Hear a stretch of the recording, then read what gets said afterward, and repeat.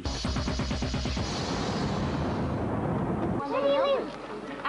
Dream World thing was unbelievable. The little girls, they're fantastic. It's sort of, I feel almost like a big sister to them.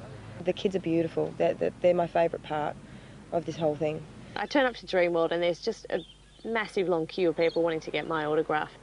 Signing all those autographs was wonderful because when you're in the house, you don't think anyone's been watching. You don't know how successful it is. I thought I would come out and people would say, well, thanks, Christina, that was nice. You go home now.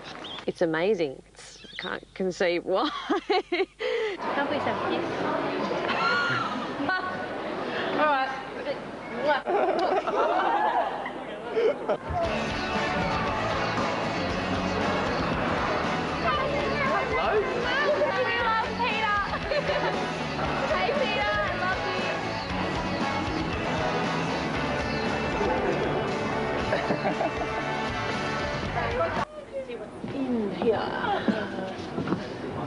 But Johnny is not on his own. Many of the housemates took issue with how some of the media portrayed them. Exposed. Go, Andy. I did not say he was going to be out tonight. I said Todd was going to be out.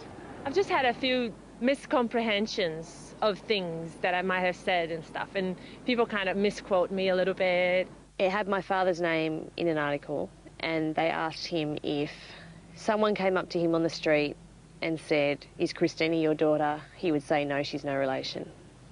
And that to me, because I hadn't even been able to speak to him because that whole night was so crazy, and I read that article, someone threw me and said, here's what they've been saying about you. And I was just devastated. Boot her off the show. Several times during the past week, Lisa ran to her bedroom to cry about events in the house. Once. I was actually appalled with it, and I thought it was very, very tasteless because it's not true. The photos were true. I was there, I did it. The questions she asked me were true, but the answers aren't what I said. They want to know stuff that they haven't seen on telly, so they can go and say to their friends, oh, I know this and that. Do you feel special now that you're all big and special? Yeah, I get my 1 week of fame, which is pretty overwhelming. So. You come off the show and there's people dressing like you and they've got your haircut and you're going, what's going on? The world has changed, you know? You're not a sports person, you're not actually good at anything, but you're good at being you, and they know who that is. Meeting people who've seen me on the show afterwards is really unusual because they do talk to me like I'm a very close family member and they know me so well, and it's just a clash of levels of intimacy in a way. They're talking to me like, yeah, how are you going, and all this kind of thing, and I can, you know, I hardly even know the person's name I'm talking to. Us and Big Brother, we used to talk about the panel all the time and sort of say, oh, when we get out, all we want to do is do the panel, all we want to do is do the panel. Our next guest has spent about 49 days watching a portly girl with a G-string do this a lot. Please welcome to the panel Peter from Big Brother. After you see us go out with Gretel, then we spend about an hour with the psych, actually. Do you spend an hour with the psych because you've been with Gretel?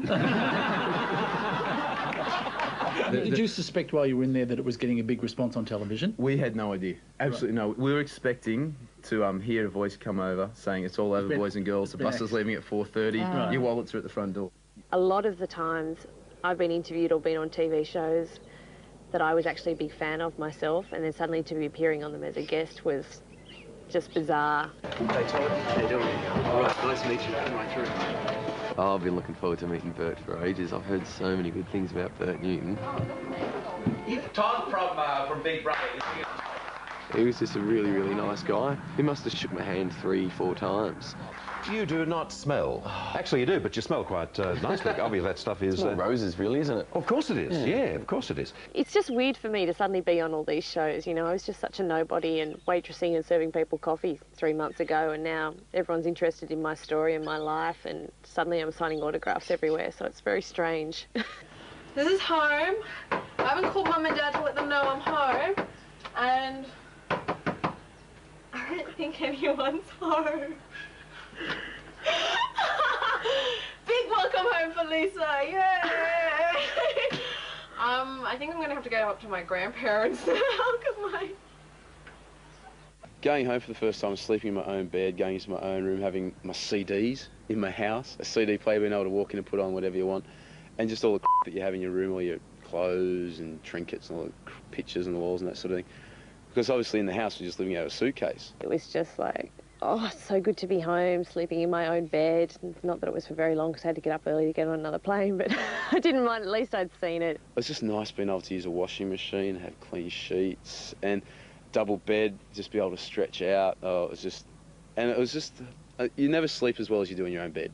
Who magazine managed to grab our star for just 10 minutes or so for a couple of shots and an interview before he joined the rest of the team to head south. No more crowded terminals for this famous 14. It's rock star treatment all the way, with the bus driving right onto the tarmac. I don't know whether to feel rock and roll or Brady Bunch. Right, thanks. Love your work, mate. Yeah, thank you very much. Take it easy. See you, mate. Everywhere we go, you are there. Bye-bye. Next stop, Melbourne, and a dash to the studios for an appearance on Rove. A spare moment is soon swallowed up by an impromptu photo session in the foyer and poster signing. While Sara-Marie sees for the first time a magazine spread focused on her. Smooth back, thank you. Then it's another rock star style arrival, especially for our top 3, at the housemates' next official function.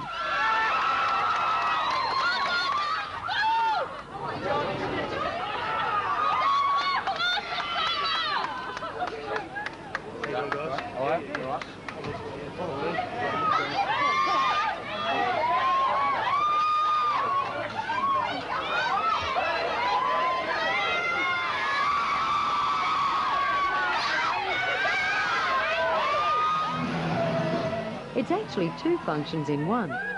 First up, an intimate gathering of just 100 people for an up-close and personal encounter. The punters at this function paid $100 each to party with all 14 housemates. Am I even in here? No, mate, I don't count. You're better than any of them. Thank you. And a highlight for Sara-Marie was that she finally got to meet those disbelieving musicians. I'm going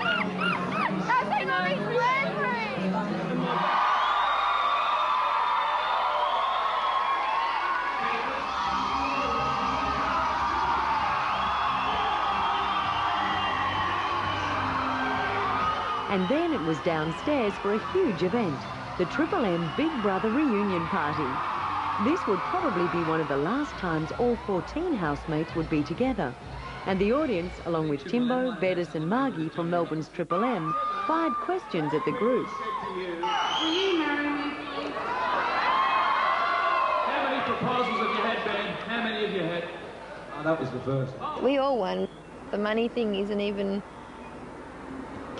doesn't even cross my mind. When I walked out that door, I wasn't thinking, oh no, just one more day. I was thinking, I've made it to the end. I've got family and friends out there who support me, and I've experienced an opportunity, like once in a lifetime opportunity that very few people will ever get to experience. So I can't ask for more than that.